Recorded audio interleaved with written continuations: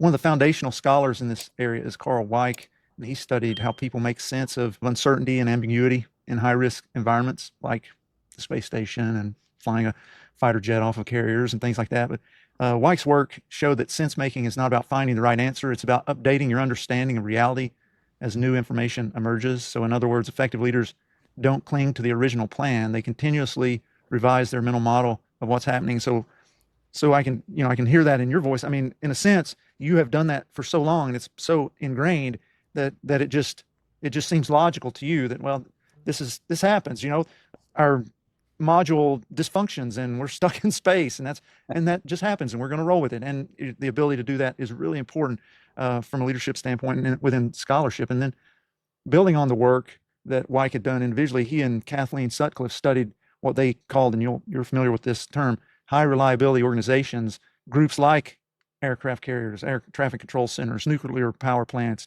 complex surgical teams. And they found that teams that perform well under uncertainty share a few critical behaviors. First, they stay alert to small warning signs. Hey, this thruster has gone out. Two, they resist oversimplifying explanations. Three, they defer to expertise rather than rank. Four, they work hard to maintain a shared understanding of the situation. Importantly, these teams don't wait for certainty. They act while actively managing uncertainty. Another important line of research comes from Gary Klein, who studied firefighters, military commanders, and emergency responders. And he found that in real-world high-stakes situations, leaders rarely compare multiple options analytically. Instead, they rely on pattern recognition built from experience while continuously testing whether the situation still fits the pattern they believe they're in. When it doesn't, effective leaders adjust quickly rather than defending the original interpretation. So bringing all this together, really, what we find is that when the plan breaks down, leadership is less about decisiveness and more about helping people, including ourselves, see clearly, speak honestly, and adapt together. Butch, I'm curious how that idea of decision-making played out between you, Captain Williams, the crew in orbit, mission control, all that. When information is incomplete and stakes are high, how did you decide the origin of decision-making? Who kind of was in charge? That is established long before launch. The way I articulate it is we operate the spacecraft, we being the crew, for the ground control team, mission control. We operate it for them. When it comes to flying the spacecraft, hands-on, when it gets like it got with us, they support us in flying it. So it's mutual. It goes both ways depending on what's taking place. Everything, they are the boss, right? The ground control teams, the mission control teams, there's an army of people, programs that are developing the sequence of events and what will take place. Big picture with this International Space Station, then down to the vehicles, the spacecraft that come up, and certainly vehicles that are trying to develop the avenue to transport astronauts to and from, right? So this is what Starliner was. But when it comes down to operating, it's all them. We're operating for them. And we know what the flight plan is. We've talked about it. We discussed it. We prepared, and we know what all that entails. And if something goes awry, they have the say. Now, when it comes to flying the spacecraft, though, that's us. That's all us. Another example: flying the space shuttle, as an example, operating the space shuttle in space. Back when we flew the shuttle, that was the mission control. We did what they did. But when it came to landing it, we are on the controls. And they can give up some sugar calls. Hey, you're a little low at the 90 or you're a little low at the 180 as far as when you're coming around that final turn. It was called the heading alignment cone when you come in for landing. They can't do anything. It's all on us. So they can help us by giving us some sugar calls about position, but they can't do anything. They're supporting us in flying it. And there's critical junctures like that in this job that we do in human spaceflight. And when it comes to on the controls, like it was in the situation we were in, there was very little communication because there was such intense preparation leading up to the mission. We had a launch scrub for the launch in May of last year. Sonny and I flew back in a T-38. We came all the way back to Houston from Kennedy Space Center just to get in the sim with the rendezvous team. It'd been a while since we'd had a rendezvous sim. So we set up a simulation where we came back and did another training event. And then Ray and I got together several times while I was back, this engineer I'd mentioned earlier, and did more stuff in the simulator just for manual control, just to make sure our capabilities were at peak performance, right? So these are the types of things that we did. His main focus is on rendezvous. Knowing the whole spacecraft, the integration of the whole spacecraft, there's probably nobody that knew it better than me and Sonny and one of our engineers, Neil Nagata, as far as the overall integration of the entire spacecraft, everything. But there are certain capabilities of the spacecraft, avionics capabilities, different guidance, navigation, and control, rendezvous, other things, where there are people that know more in that area than me. I may know collectively integrated more about the spacecraft than anyone, but these individuals know more about their specific area than I do.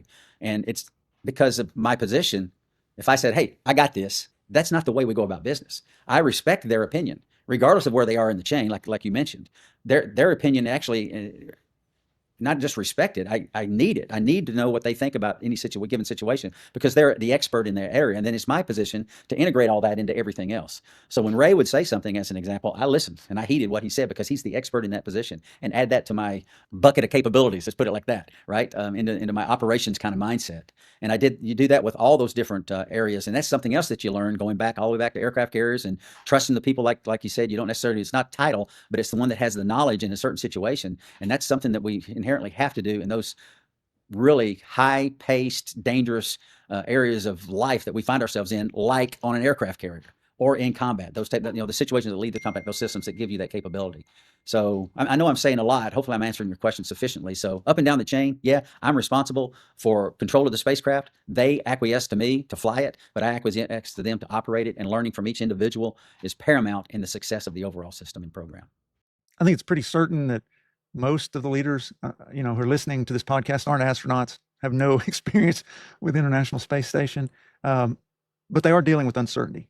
Whether that's staffing shortages, budget pressures, unexpected disruptions, decisions without clear timelines. Based on your experience, what are 2 or 3 things that leaders should do immediately when they realize the plan no longer matches reality? We kind of touched on it earlier. Depends on the situation, right? Mm-hmm. Some situations dictate you got to act now. Other situations dictate you have some time.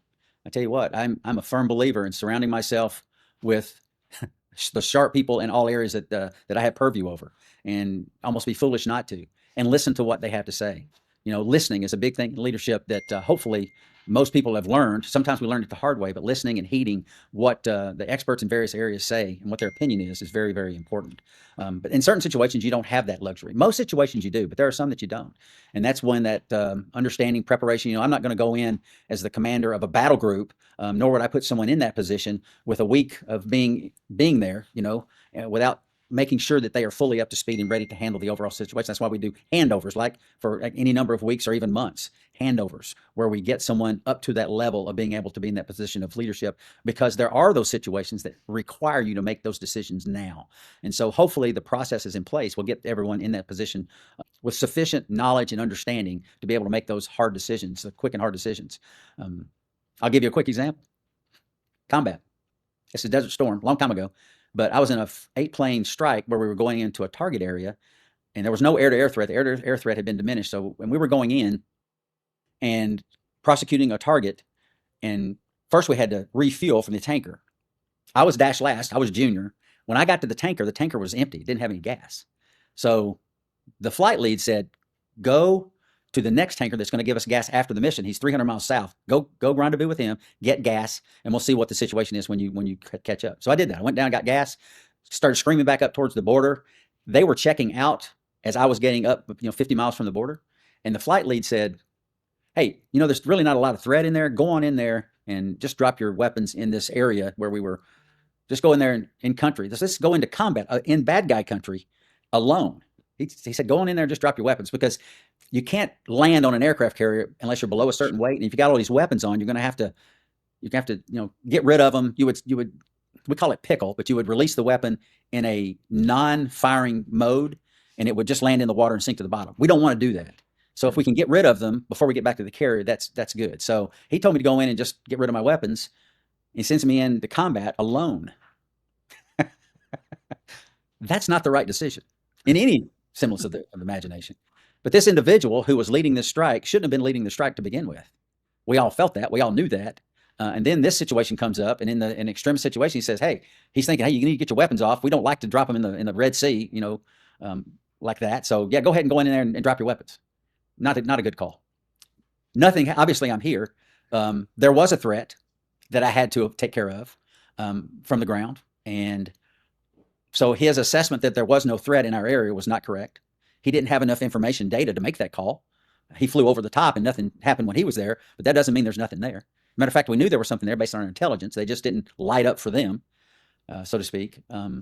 So he had information that he could have made the right decision, but he didn't. And nor was he in the position where he should have been in that position to be able to make that decision. And that's a pretty extremist situation, granted.